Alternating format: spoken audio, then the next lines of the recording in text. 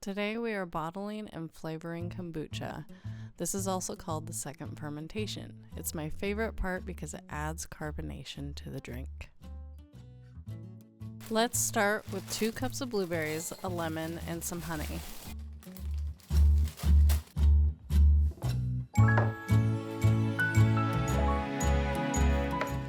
Grab a saucepan and add the blueberries to the pot. Squeeze a half a lemon in with the blueberries, then add about a tablespoon of honey. After adding the honey, turn on the burner between medium and low heat. You might have to turn the heat down later if it starts to burn. Break up the blueberries and begin stirring your mixture. As the blueberries begin to cook down, mash them with the back of a spoon or with a potato masher. Cook until you have a thick, soupy consistency. Pour the berries through a fine mesh sieve, getting as much juice as you can. The 2 cups used in this recipe will make flavoring for about 3 bottles.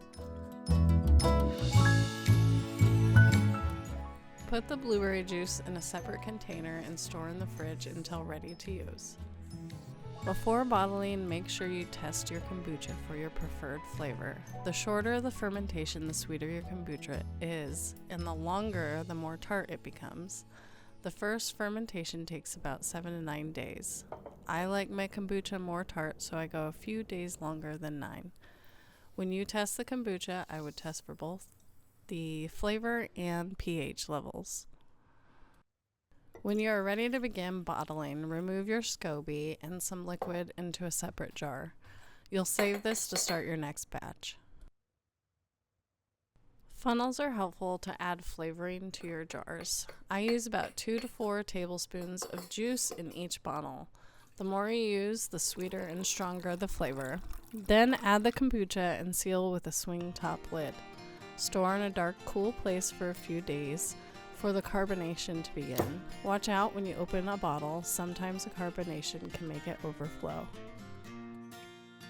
Although you can make all kinds of different flavors, citrus flavors are my absolute favorite. I love the way they make kombucha super fizzy, and I prefer tart over sweet kombucha flavors.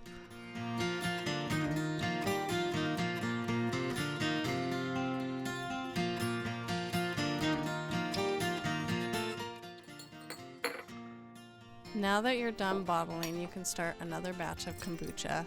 You can check out my video on starting kombucha here.